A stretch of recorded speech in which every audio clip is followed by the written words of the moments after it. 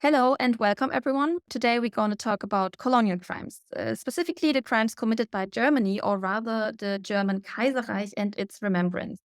A little background: even though the German Kaiserreich was only a colonial power for about 30 years, it was actually the third biggest colonizer. In its so called protectorates, the colonies, the Germans were as brutal as any other colonial power. Resistance was brutally crushed in German Southwest Africa, which is today's Namibia, for example. The first genocide of the 20th century was committed against the Herero and Nama between 1904 and 1908. Around 10,000 Nama and 60,000 of the previous 80,000 Hereros were murdered, but for decades, these crimes against humanity were denied by Germany till rather recently. So the big question is why it took so long, why it took 110 years actually. Why aren't these crimes already part of our collective memory? The genocide of the Herero and Nama happened decades before the Holocaust. So why is the one proportionally so much less represented? So today I want to talk about the German colonial crimes, the German colonial amnesia, and the reason behind selective memory with our honored guest, Professor Henning Melber. He's a distinguished political scientist and sociologist whose insightful work spans African and development studies. Born to German immigrants, Professor Melber's journey took a pivotal turn when he moved to Namibia at the age of 17. It was there, in the heart of a nation striving for its identity and autonomy, that he joined the anti-colonial movement, the SWAPO, in 1974, marking the beginning of a lifelong commitment to activism and scholarship. Professor Melber's affiliation with the Nordic Africa Institute in Uppsala, which is in Sweden, his role as an extraordinary professor at the University of Pretoria and the University of the Free State in Bloemfontein, along with being a senior research fellow with the Institute of Commonwealth Studies at the University of London and director emeritus of the Dag Hammarskjöld Foundation, underscore his profound engagement with the academic and activist spheres. And if all of that wouldn't already be enough, he just finished another book, which is called The Long Shadow of German Colonialism, Amnesia, Denialism, and Revisionism, which will appear this year, this summer, in 2024, at the Hearst Publishing House. So this is what we want to talk about today, about the book and about your research, about the German colonial past and how it is remembered today. So thank you so much for being here today. And even if this is a very heavy topic, the book, which luckily you sent me before, is a great read, I need to say. It covers a wide area around colonialism and its remembrance. It comes from the terminology of genocide and the struggle of comparison of colonial crimes, also with the Holocaust. It comes from the colonial mindset and its roots to the different German colonies, and you give each short abstract of their history. Even if you state it yourself, it's kind of hard to find sources for especially Togo, for example. And it also covers the revisionism of these days in Germany in the remembrance of the colonial crimes. And of course, which is quite relevant these days or this year, is the agreement, or rather the disagreement, about reconciliation or reparations. I think we don't use this term, between Germany and Namibia. So before talking about this whole very vast topic and your book, I was hoping that you could introduce yourself a little bit, and especially you can tell us what inspired you as a white German to dedicate your career to African studies, and particularly why you focused on Namibia. Thank you, Thea. And first of all, many thanks for giving me that opportunity to engage with you in such a conversation.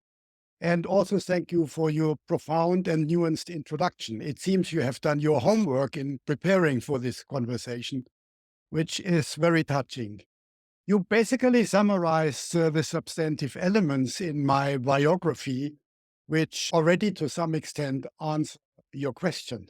Dealing with African studies, and in particular Southern Africa and Namibia, is dealing with my own life history. And it was motivated by the experiences coming to Namibia, 17 years of age, at a time when you emigrated. Not that this was my decision, it was the decision of my mother. It never dawned on me that I would end up in Africa at a time when I visited live the first concert of The Who singing My Generation. So what on earth do I want to do in Africa? But as it was these days, when you emigrated, you emigrated. So by the time I finished the German private school in Windhoek, this had become my home. So meaning, if this is your home, despite the fact that some who know accents can still hear that I'm raised my first years in southern Germany, because there is a slight Schwäbisch accent even in my English. By the time I left school, Namibia, then still called Southwest Africa, was considered my home. And being my home, I wanted to have a future in this country. And I was convinced the future means a democratic society where the black majority has the legitimate right to govern and to determine the kind of society they want to have. That was the point of departure. And while I ended more by accident in SWAPO, it was actually a logic conclusion, because SWAPO was the anti-colonial liberation movement, and I was in touch with some of them during the early 1970s. And one day they said, "Why have you never been joining SWAPO?" Which never dawned on me, because I was indoctrinated by this white supremacist perspective. This is a black terrorist organization. That it was not terrorist, I knew, but I thought it's a black organization. So I thought, can I? And one of my SWAPO friends took out a membership card, because he was a local organizer, filled it in with my name and handed it over and said, yes, you can. So more by accident than a deliberate political decision, I ended up in 1974 to become a member of SWAPO for the sake of having a future in the country. While the fellow whites accused me of betraying the whites, basically saying you contribute that we end up being chased into the sea, I said, no, I joined SWAPO because I want to have the right to live in this country. So that's in short the background. The result was that from 1975 until 1989, I was not allowed to return to Namibia. I was at that time studying in West Berlin at the Free University, political sciences and sociology. So the next time I wanted to return to Namibia, they said, you're not allowed to re-enter, which made me more Namibian than anything else. Because from that very day, my main priority was to achieve the right to return to an independent country. Basically, the decisions of the white minority regime in marginalizing me, in preventing me to return, including South Africa, where I was only allowed to return in 1993 for the first time, made me more Namibian than anything else.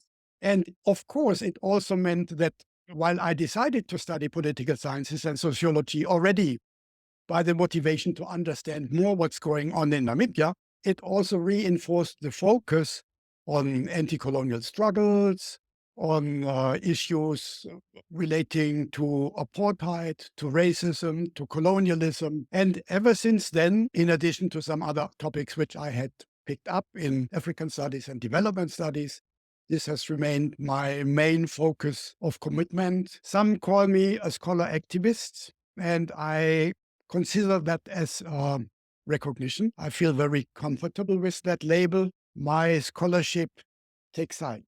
I try to be objective, but I'm not neutral. I'm taking sides. And the limited knowledge I accumulated, I try at my best to apply and use by taking sides for what Frantz Fanon called in his book, The Wretched of the Earth. That's very admirable. I think that you also proudly proclaim that you take sides. I think a lot of people, scientists, historians, they have this kind of fetish of being objective, but I think it's totally fine to take sides. Actually, everyone should have ideas and they should step in for these ideas to make this world a better place. So I appreciate that. I think it's very inspirational. If I might comment on one thing, I don't think it's admirable.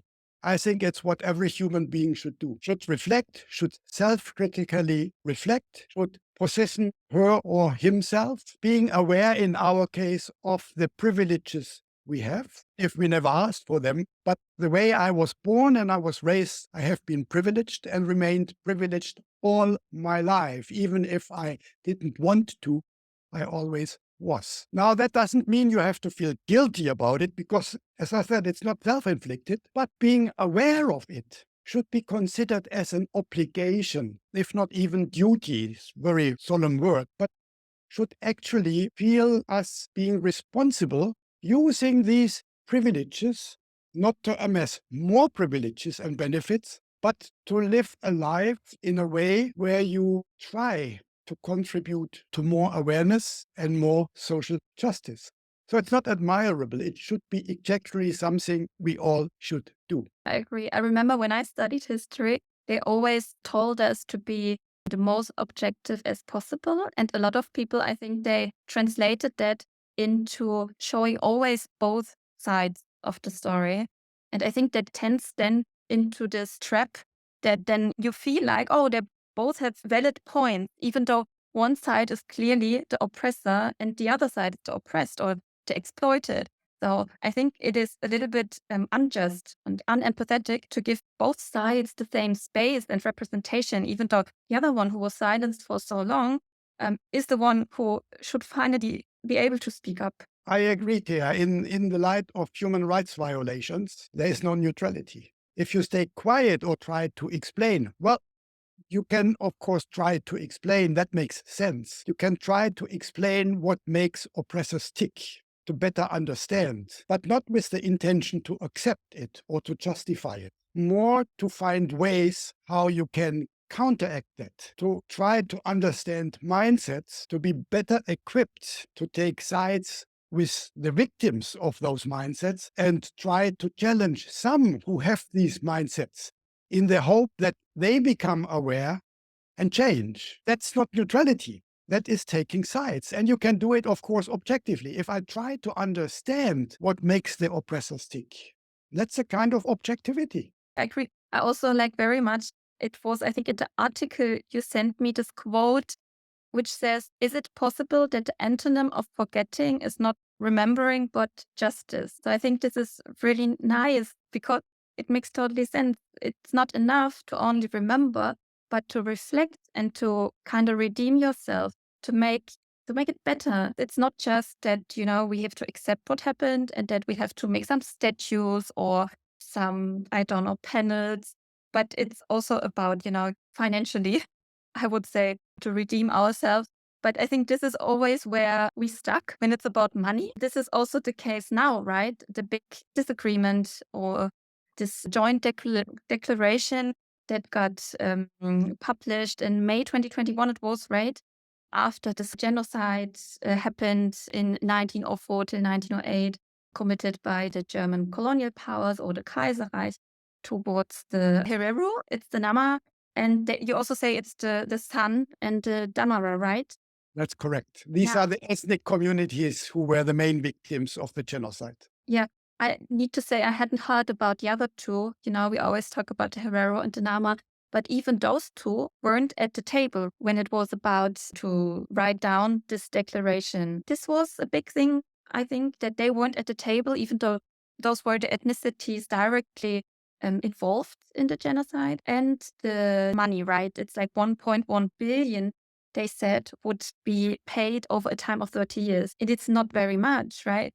It's adding insult to injury, as the English would say. From the perspective of the descendants of the main victim communities, they have the slogan, if it is not with us, it is against us. And they have a point by referring to a United Nations Convention, which was actually ratified by both Germany and Namibia on rights of indigenous people. And that convention clearly stipulates that any matters regarding indigenous communities can only be discussed with direct representation of these communities. So, strictly speaking, both parties, the governments of Germany and of Namibia, have been violating that convention which they both ratified. And this was actually pointed out by 7 special rapporteurs of the United Nations Human Rights Council, who last year, in 2023, wrote letters to the German and the Namibian government, pointing at that omission where they said, you are violating fundamental principles by excluding the main agencies of these population groups, which touches on another issue which kind of complicates matters. Colonialism is not confined to the former colonized. To be a bit polemic, you could say the attitude of the Namibian government by willingly excluding these main agencies of the descendants of the victim communities is a kind of colonial reproduction too, with the argument that being elected as the legitimate democratic government of Namibia, they represent all people. But there is a flaw in that, because the genocide was not committed to all people in Namibia. There were population groups in Namibia, they were not affected in any way, neither by the genocide nor by the land grab, because their land was never taken from them. These were the communities in the central, southern, and eastern parts of the country who now are confronted with the situation that the land where their ancestors were living and were buried are still in wide ownership of farms. So for them, colonialism is not a matter of the past, it's present. And having them not at the table also points to, I think, another dimension which is often ignored or overlooked. What does reconciliation, if taken serious, means? It can't be limited to a government-to-government agreement. Governments are important. They can facilitate reconciliation. But if reconciliation should take place, it needs to be a matter between people. I use as examples the German-French reconciliation in the 1950s. Governments took the first initiative, but what followed was interaction between Germans and French to know about each other, to learn about each other, to exchange views on the other's textbooks in school, where they said, well, can't you change it to this or that, to represent our perspectives, to have school classes meeting each other and changing and visiting the countries. So true reconciliation is based on a common understanding between people. And the same happened with the German-Polish exchange. It's a very personal dimension you need. Governments can sign up for whatever. If the people hardly know about it and they are not having an opportunity to know each other, there is no room for human interaction which would pave the way for true reconciliation. And there's another aspect, if I may add, without getting too long, that is, it's not good enough that officials representing the German government sit at a table with officials representing the Namibian government without being confronted eye to eye with the descendants of the main victim communities. That in itself, as a process of interaction and communication, would make a difference. It's not good enough to talk. You need to listen. So there are numerous of these, you could say, non-material aspects, put aside that it costs, of course, money to facilitate the exchange between people. But as you mentioned, this limited amount which the Germans were willing to offer after several negotiations, because the initial amount was reportedly even smaller. Now, to put it into perspective, 1.1 billion euro was roughly the amount the then German health minister, Jens Spahn, spent on protection masks during the COVID-19 epidemic, which turned out to be useless. So he basically burned 1 million euro for nothing. The amount of more than 1 billion euro was collected by official government grants and individual campaigns to compensate for the victims of the tsunami as a humanitarian gesture. And now this amount is offered as a kind of compensation for the genocide committed 120 years ago. The Berlin airport had costs of over 7 billion euro. The underground railway station in Stuttgart, S21, is estimated to cost more than 8 billion euro. So does a German government really believe that offering a piecemeal of 1.1 billion euro as a compensation for exterminating an estimated half to two-thirds of the Herero and 1/3 to half of the Nama would be good enough? And as you rightly pointed out in your introduction, they avoid the term reparations. The German term would be Wiedergutmachung, which was the decisive term when it came to the negotiations with the State of Israel and Jewish NGOs. Notably, there were 23 Jewish non-government organizations represented in Wassenaar, where in 1953, those forms of reparations were negotiated. So they did not exclude agencies of the people then. They do it now. So this kind of reparations is avoided as a term, and I think that shows maybe the decisive aspect why these negotiations have been flawed from the start. Because if Germany, being considered a world champion of commemoration and remorse and atonement, internationally recognized when it comes to the Holocaust, would react in a similar way to the first genocide Germany committed in the 20th century, it would create a far-reaching precedent. both for Germany, because there would be a long queue of other indigenous communities who would remind them of similar atrocities committed in their countries, but also for all the other former colonizing powers, because that would then enter international law as a binding commitment. That's why they are desperate not to talk about reparations, but compensation, which is a non-legal term. And I'm not a follower of conspiracy theories, but I'm absolutely convinced that the moment these bilateral negotiations were announced between Germany and Namibia over how to come to terms with the genocide, then that this was a subject behind closed doors in Brussels between the Germans and the foreign ministers of other former colonizing countries. In the sense, be very careful what you do. Even if you think you might be able to afford the costs involved, it would come at a huge cost for us. There was not such an initiative before. And actually, one should, to be fair enough, then applaud the Germans that they are willing to admit that it was a genocide and enter these negotiations. But I guess it then dawned on them that they have opened a Pandora's box. Yeah, I thought that was also something I haven't think about. You write that also in your book and in your articles, that they agreed somewhere, as you say, behind closed doors to not use that term because there's a legal commitment coming with it. And it would cost, I have no idea, but just think about the United Kingdom, France, how much they would have to pay back. So I guess the former colonial powers, they shook hands and they were like, okay, let's just settle it somehow else and don't make such a big deal about it. Maybe we can give back some of the art, but not too much, like Germany did with the Benin bronzes, which is kind of an easy thing to do because it's not like the Germans who stole it, right? It were the British forces. So for Germany, it was like, let's give it back. Let's make like a big media campaign around it. So maybe they will be happy with the solution. But yeah, of course, if you look at the decades, also after the genocide, after these colonial crimes happened, how much this is still, as you say, it's not a thing of the past for them. They're still struggling with the consequences. So I think it would just be very much just to give them something back financially. But yeah, I guess no one is ready to do so. And as you rightly point out, restituting some of the looted cultural artifacts comes cheap. What about restitution of land which was taken from the Herero and the Nama and the Damara in Namibia, which is still in the possession predominantly of white commercial farmers and many among these German-speaking farmers? And that actually would be possible without creating an international precedent.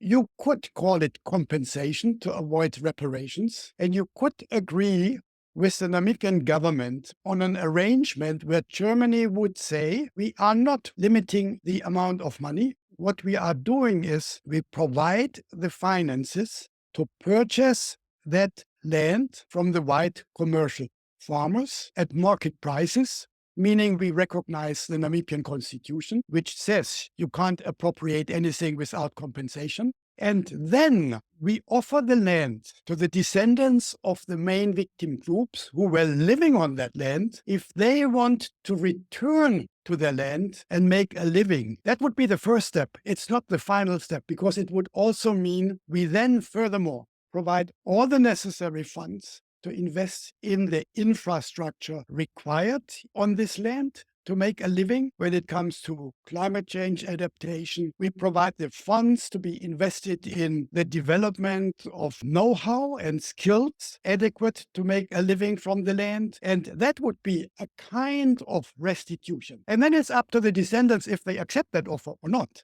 But that would be a meaningful effort to say we are living up to the crimes we committed and trying our best to offer possible ways, not making them not happen, adjusting in, as the book says, the shadows of German colonialism to realities today where we provide the material support to empower you, which then, of course, also would require the consent of the Namibian government. But if there would be such a German offer on the table, I would find it difficult to imagine that the Namibian government would reject that offer. Yeah, but you also wrote that the government is also one of the profiteers, like one of these ethnicities that didn't suffer from the genocide, and that when they started sometime in the 90s, a little bit of reappropriation of land, they took it, even though they were not the ones who actually lost it. So I can imagine that they also don't want to, this new elite, they don't want to lose their new acquired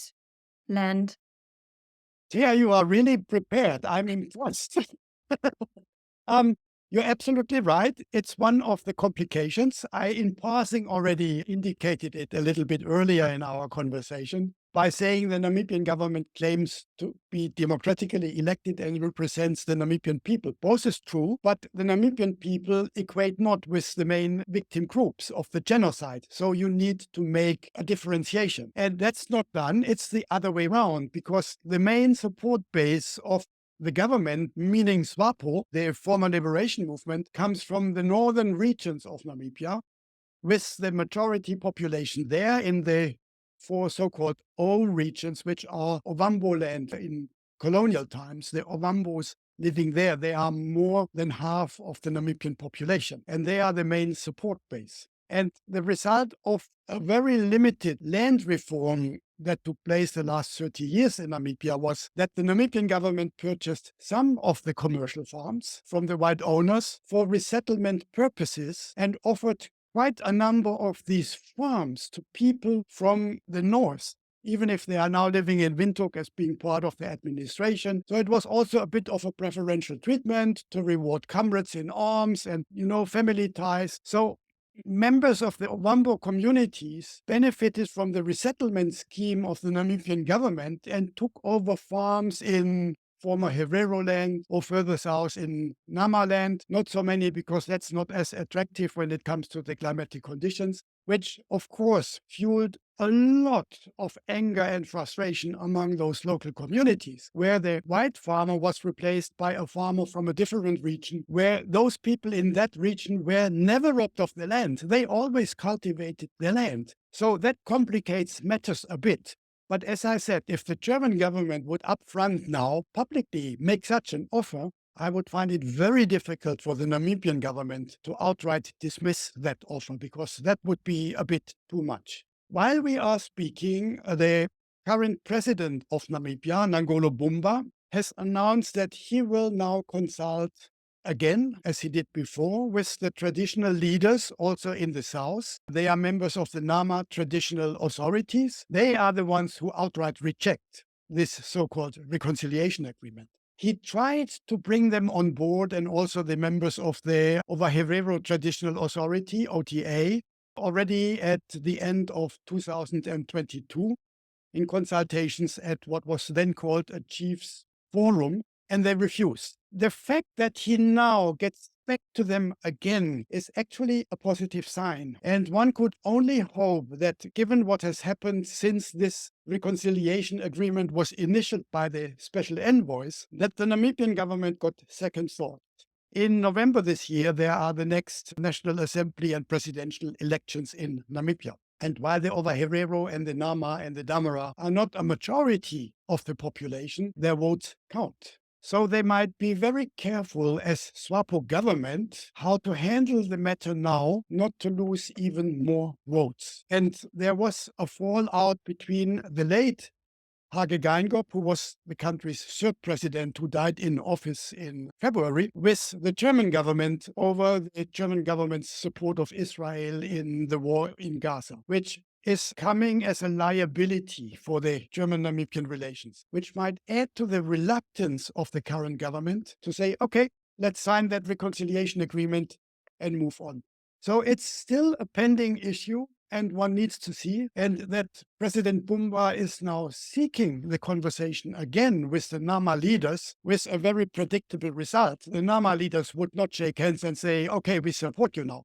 They will repeat their demand. They will stress, without us is against us. Then the important question is, how will President Bumba position the government in that? And maybe this is the moment to point at something which is largely tabooed or ignored. Well, I would say tabooed when you deal with the consequences of the genocide committed by the Germans. I mentioned the proportions of the Herero and the Nama decimated. That had a lasting demographical impact until the very day. In terms of the composition of the Namibian population, the over Herero and the Nama communities are such minorities because their ancestors were exterminated. If 2/3 of the Herero did not survive, the consequences are visible until the very day. The same applies to the Nama, who lost 1/3 to half of their people. No one talks about that. But the demographic and therefore also the political situation in Namibia today would be considerably different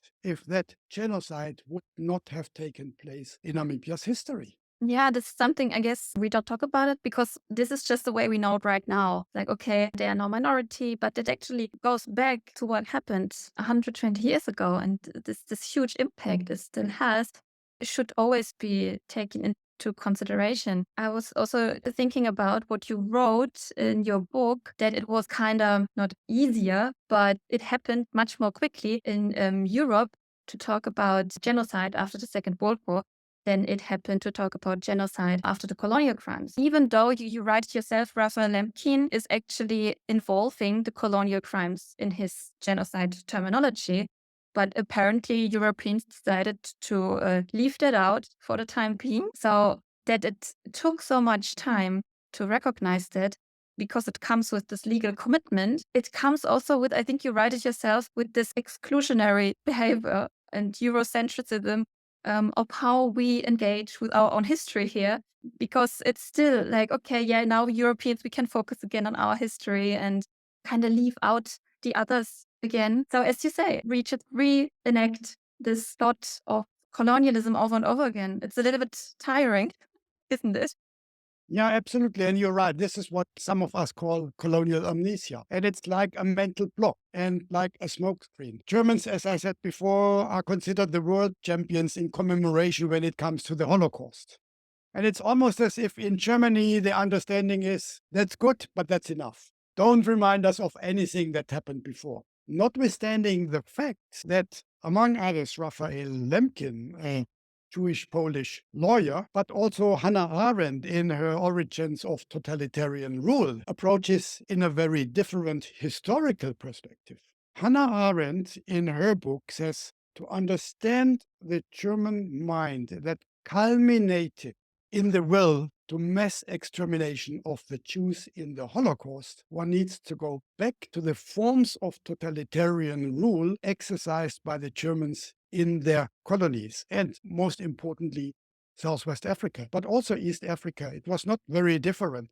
Actually, Africans killed in East Africa outnumbered far Africans killed in Southwest Africa. What she points at is that if you do not explore the colonial mindset at the turn from the 19th to the 20th century, which also was the cradle of this horrific human anthropology, the measures of man, as a new movie calls it also, human anthropology, where you basically offer this pseudoscientific explanation how people are different in a hierarchy, which then culminates exactly in this Aryan obsession being the master race. If you do not consider that, you fail to understand, and thereby also, that's bringing us back to a very first part of our conversation, you fail to explain how that could happen. And this mental block seems to be like, oh, for what else you want to keep us responsible? Until the very day, as far as I follow it from Sweden, in the German discourses, there's a growing number of critical articles in newspapers, in journals, and very often people reply by saying, oh, come on, give it a break, stop now. How much more you want us to feel guilty? It's this like, don't touch the good old days. Well, they were old, but they were not good, not for those who were on the receiving end. So it's this block. And who in Germany, until very recently, did know that Germany was the fourth biggest colonial power at the beginning of the 20th century? Not that Russians would know that they were even a bigger colonial power at the beginning of the 20th century. So those selective perspectives are, of course, not confined to Germany, which often is also used as an excuse that people who tend to be colonial apologetic or don't want to engage with the matter, they say, well, the British were worse, or look at what King Leopold did in the Belgian Congo. As if that would be an excuse not to deal with your own failures, not to deal with your own crimes.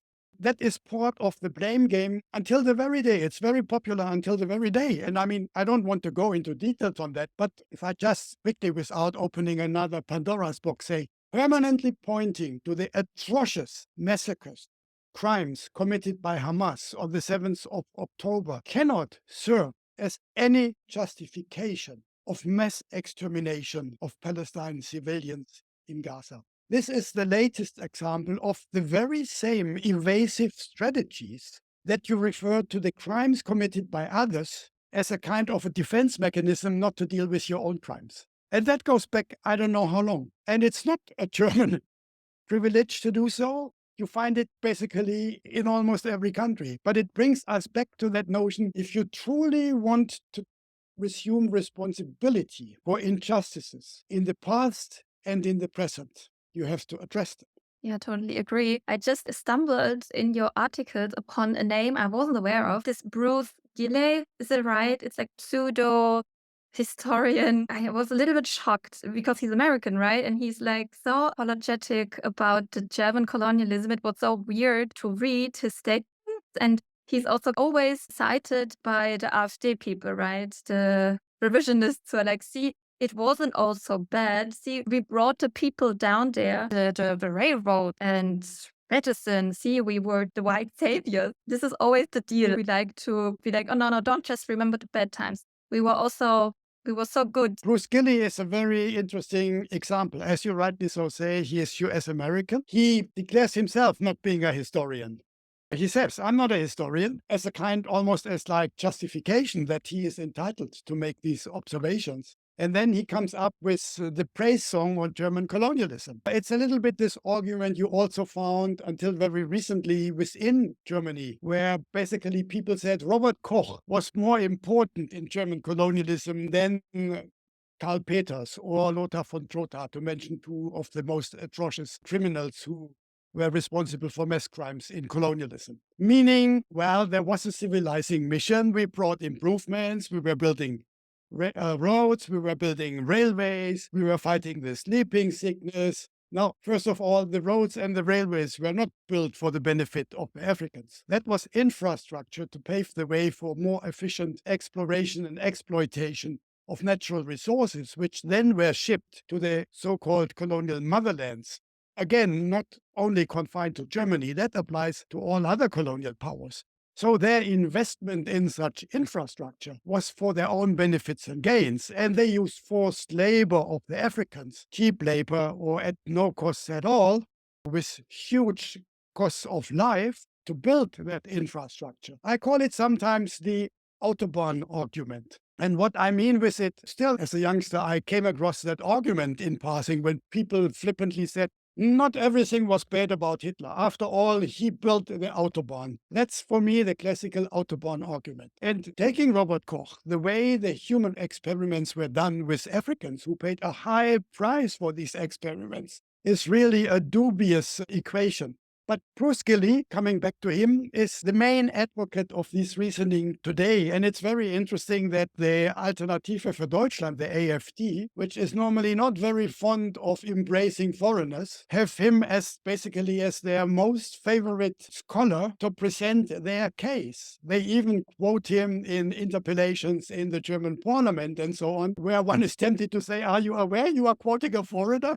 While at the same time you are basically so xenophobic in what you do. So he is a classical case, and he caused a huge uproar when he published in a, until then, very renowned, respected, recognized international journal, Third World Quarterly, which was called The Case for Colonialism. That was basically his entry point for his claim to fame. And he basically justified with similar arguments that colonialism was actually not bad, and one should seriously consider to recolonize what in the white supremacist perspective is considered failed states or failed societies, where they say, oh, they would be much better off under a foreign, meaning colonial administration. It's one of the very perverted situations we are in. But it also shows that there is a cross-cutting alliance of like-minded internationally on both sides. The anti-colonial, anti-racist movements are, of course, also cross-cutting. They are also international. So that is just the flip side of the same coin. Yeah, this white savior narrative, I think it's very interesting. I mean, we see this everywhere, also in a lot of movies. I think that it's still very represented. I think it also is part of the reparations because they want to pay these billion euro as part of development aid, right? So again, it feels as if the white man has to come from Europe and he's like, okay, here's your money, but be careful with it. You have 30 years and we will help you to put it in development aid, to not just give them the money and trust them with the money. But it's like, oh no, you can't do that. Let the white person handle this. It has something so patronizing, so disrespectful. Well, to be fair enough, I don't think they want to claim that they as whites are administering the funds. That would be unfair. But the principle is indeed, as you pointed out, they call it support for development, which I really think is an insult. They killed the people and now they want to pay a limited amount to develop those they killed before, to put a little bit of a plaster on the wounds they created, which are still festering. And of course, again, the descendants of the main affected community say, well, who is then administering? Even if this is a government created administrative structure, it's not a structure created by the agencies of the main descendants of the most affected communities, which has a paternalistic and patronizing element in it.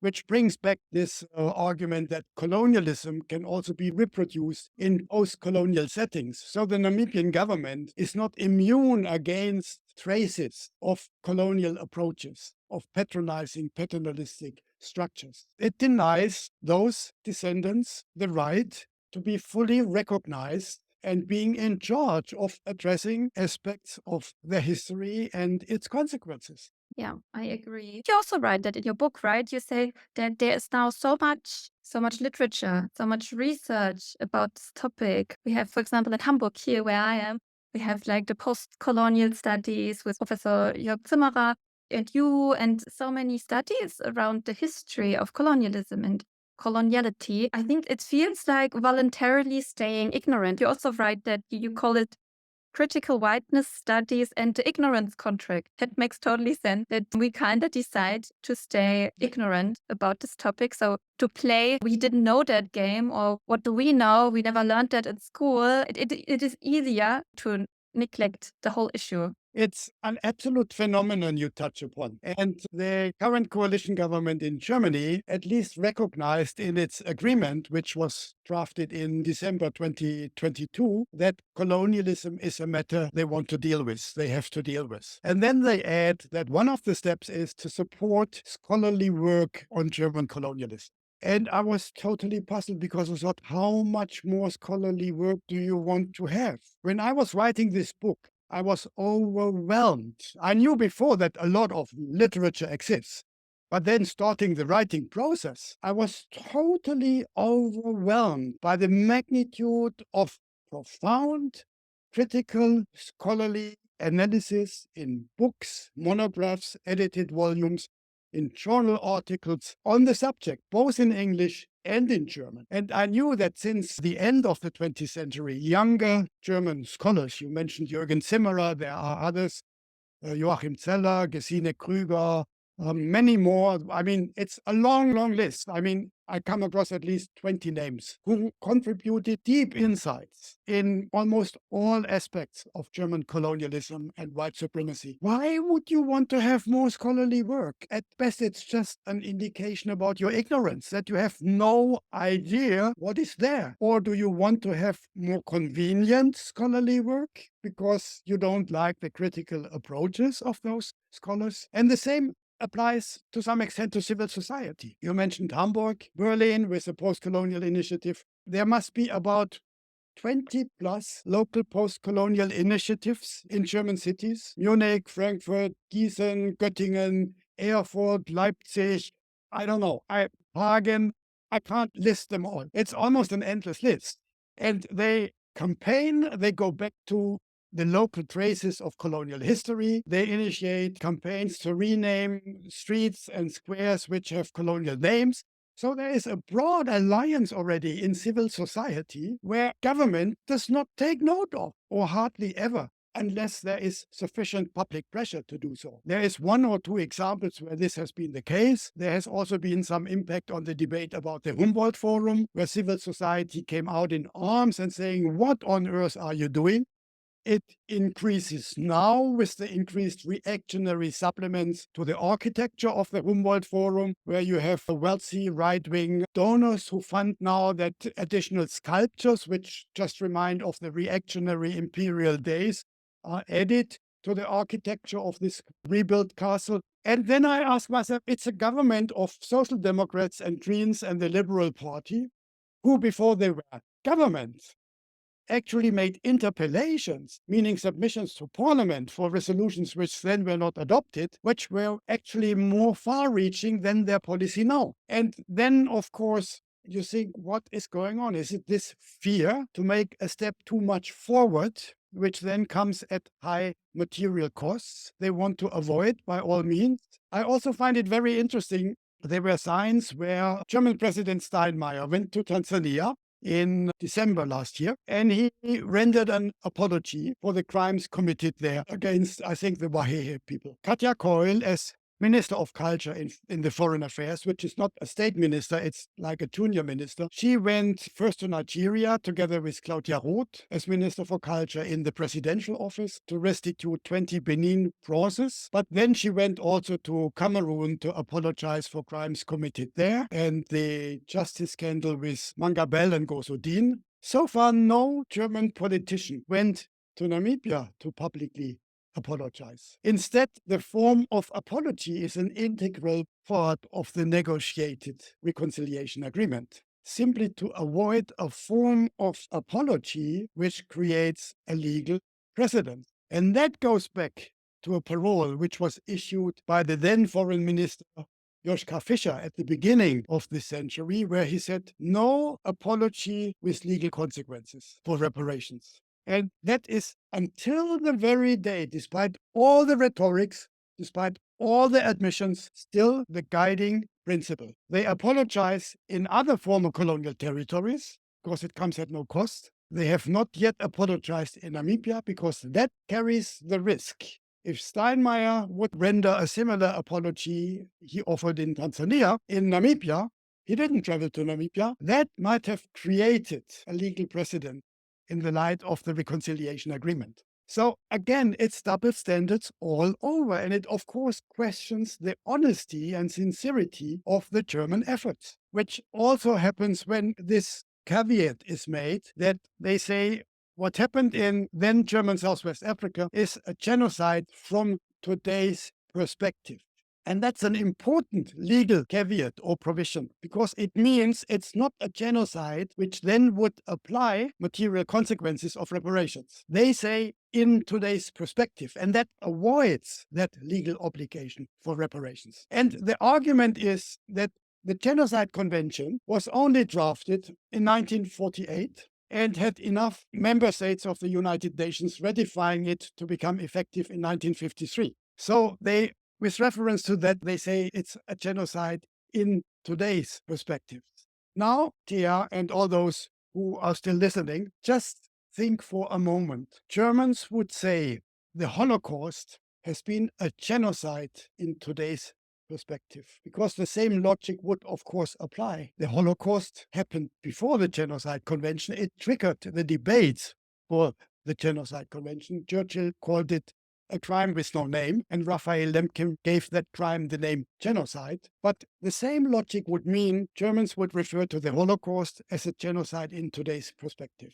It's beyond imagination, of course. And the Herero and the Nama, looking at these double standards, then say, if you make that difference, then this is racist, because you apply different criteria to us than you apply to the Jews. And maybe just to preempt another argument where very often people then say, but you can't compare them. There is an absolute singularity of the Holocaust. So pointing out this genocide at the beginning of the 20th century in their interpretation, which is a misinterpretation, is downplaying the Holocaust and therefore in tendency anti-Semitic. I don't know anyone who uses reference to the genocide at the beginning of the 20th century, or for that matter, reference to the Armenian genocide, where Germany was complicit, or reference to any other genocide with the intention to downplay the Holocaust. And applying the term singularity is to some extent justified in the meaning that there was no other genocidal extermination strategy with this planned industrial mass extinction of a specific identified group. To that extent, the Holocaust is singular. But you can reach that conclusion, of course, only based on comparison. So dismissing comparison as being anti-Semitic is totally illogic. Because otherwise, on what basis would you say there's a singularity of the Holocaust? If you want to answer the question, you have to refer to other genocides by saying none other genocide was executed like that. And you go, okay, that's fine. But then using the term singularity in another way, from the perspectives of the descendants of the main victim groups of the genocide in Southwest Africa, the experience of their ancestors was as singular and traumatic. So you could also say, yes, but in any form of genocide is an element of singularity. What is lacking is the empathy to understand the feelings of the victims and descendants. It has been created to some extent in Germany when it comes to the Jewish victims of the Holocaust. And let me add, not so much when it comes to the Sinti and Roma victims, not so much when it came to the queers, who were also the victims of Nazi extermination in concentration camps, not so much when it came to the Eastern European victims of the extermination strategies. So even there is a selectivity. But you could argue there is more empathy because it was closer to home. But that's not a good excuse. There's a book by Charlotte Wiedemann, To Understand the Suffering of the Other. The German title is Das Leid der anderen verstehen, which does not mean that I can experience that suffering, but I can at least try with a degree of empathy to feel with them and imagine how they must feel, to try to get into your mind the feeling, what if my grandparents would have been the victim of an extermination strategy? Which, to some extent, in the 1950s, you could use the example of the German refugees from Eastern Europe, which then had very effective way into the late 1960s political lobby groups in West Germany, Vertriebenenverbände, where you had a degree of empathy. They were robbed of their land. At least that was their perspective, and to some extent it was a legitimate perspective. Now, there you could have empathy and solidarity with those people whose land was taken, who were refugees coming to other parts of Germany after World War II or during World War II. Why is that not possible with other people? If only through that detour that you make yourself aware. Well, we can understand it in that case. So what makes it not possible to understand it in other cases? Even if they are culturally, geographically more remote, it still is a matter which would allow us access to their feelings, to their humiliation, to their expropriation, to their homelessness, all those things. And I think dealing with the colonial legacy poses all these questions. Why on earth are we, and with we I mean the descendants of colonizers, finding it so difficult to accept what has been created to our benefit to some extent? Not that we, our generations, created it, but we were the beneficiaries, many of us. Now, I don't want to preach a gospel of guilt. I stress it, and I come back to what I said before, as a kind of responsibility and obligation. In moral terms, maybe, I don't mind to use moral arguments to say, if this is the case, what can we do to fight injustices of today as a kind of commitment that history does not repeat itself? The survivors of Buchenwald coined the slogan, never again. Never again means never again, no matter who the perpetrators are. If former victims turn into perpetrators and do to others what has been done to them, then never again applies to them too. Then even those who are the descendants of former perpetrators would need to stand up to those perpetrators who come from former victims and say never again means never again, if only to live up to that historical responsibility. And I'm afraid to say, I don't witness that today when I follow the German debate on Israel. Yeah, you also cite Marsha Gessen, right, in your book, that it became more like a magic spell, this never again, and that it doesn't really follow any instructions. So yeah, I agree on that, and that it got kind of misinterpreted by Germany, this solidarity with the victims of genocide or these war crimes were transferred to the Israeli government. This might be an example where a guilt complex turns to create a mental block and actually leads to repetition of something which created your guilt complex. That's the absurdity or actually perversity of what we are witnessing, to the extent that there are numerous Jewish citizens of Israel and Jews in the diaspora, including in Germany, who are very critical of the Israeli government, because there's a very important distinction to be made. The government of Israel is not the entity of the Jewish people. They have very different approaches. But this guilt complex creates this response that Germans today have the audacity to blame critical Jews, critical of Israeli policy, as being self-hating, anti-Semitic Jews. I follow that and I don't know what to say. When Germans take the liberty to judge Jews on their opinions, and when they dissent with the Israeli government to label them anti Semitic. That, for me, is another form of anti Semitism. I'm neither Israeli, I'm neither Palestinian. So for me, as an outsider, I struggle also a little bit to make my sense around what is happening in this whole discourse now. Yeah, but I think your book helps with this, even though you're not directly talking about the conflict, the war happening right now. I think it gives a very good viewpoint on genocide, the whole terminology, what can be considered as genocide, and why we should not call the Holocaust, as we always do, the super genocide, because it totally stops every kind of discussion. You say yourself that you need a comparison in order to understand the dimensions of things. And if you point out that there's like a super genocide happened, that nothing is allowed to be compared to that, yeah, what then talk about? The book, in passing towards the end, of course, refers to that debate by making reference to Michael Rosberg and his multiple memories and Nathan Snyder.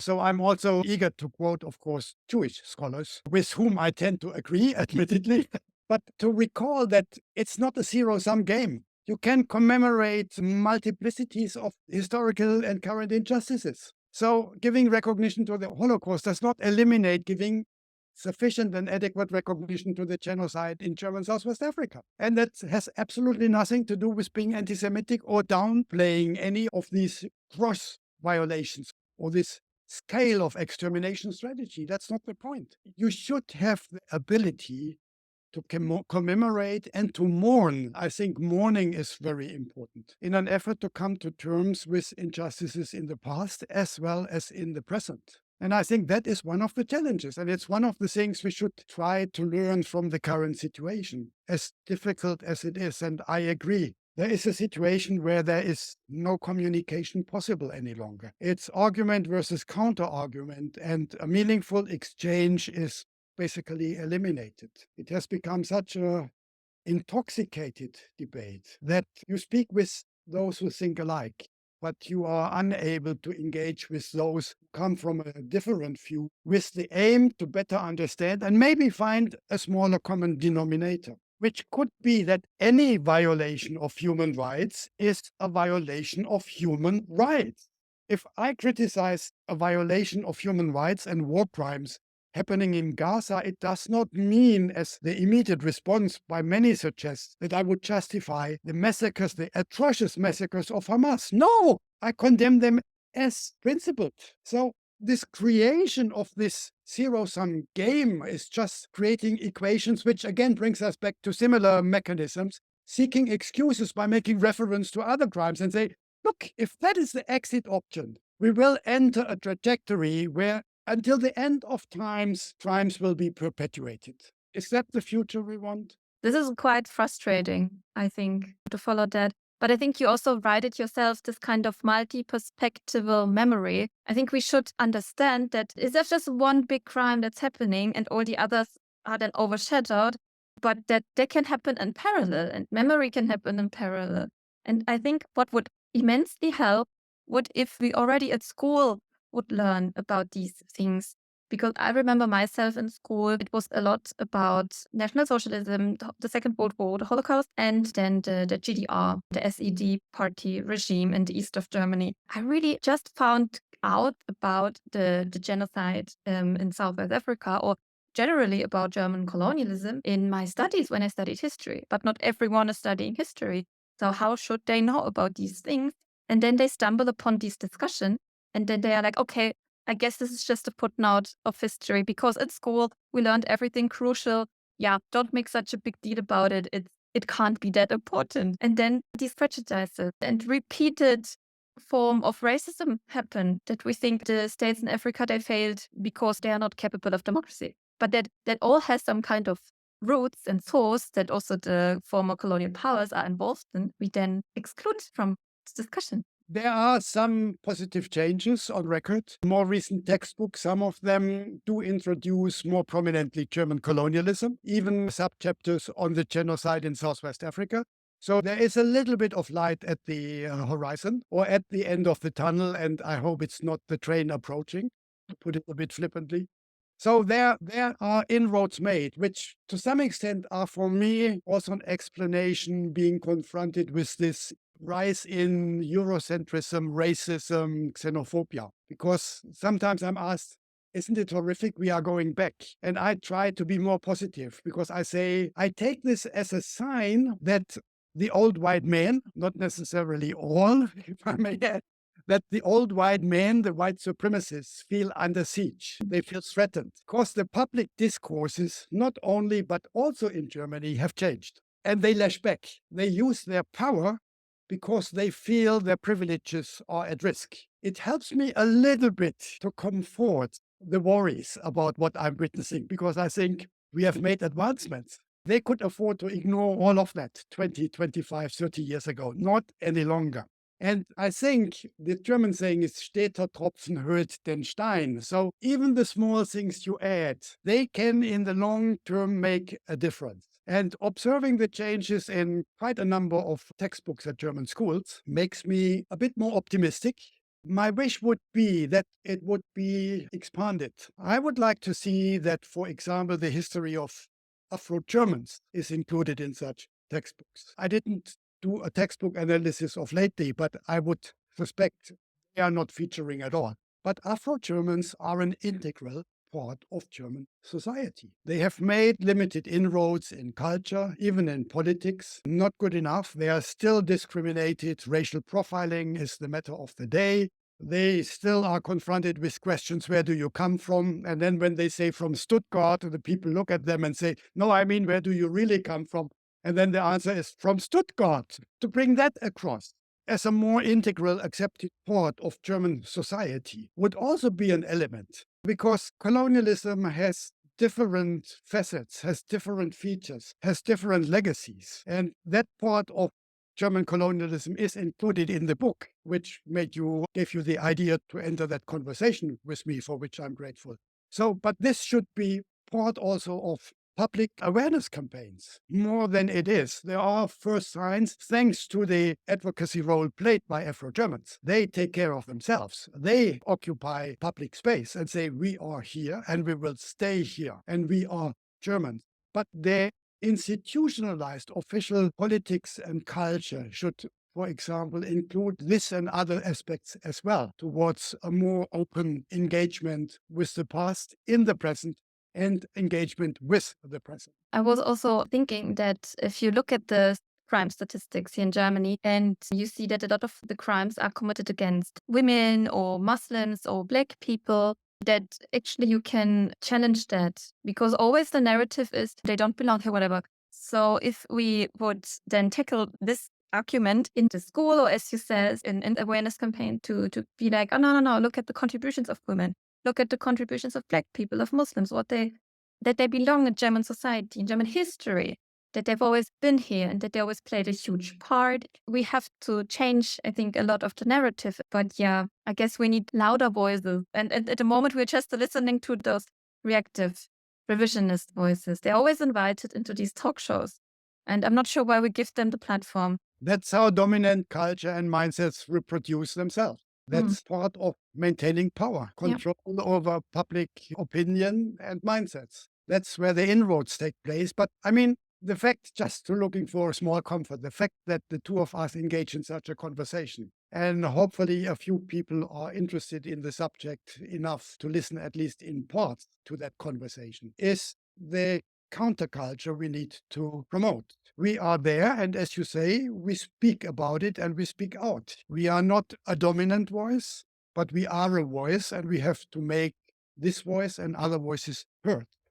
That's part of the struggle. I think this is a really nice, inspirational thing to say. As you say, there are people listening, there are people engaged, and this is what we should focus on. So this is very nice, very inspirational. So thank you so much for your engagement. I think that was a really lovely dialogue interview we had. I really appreciate that. And I can totally recommend the book. It will be published, right? Summer of 2024. I can warmly recommend it to everyone. So thank you so much.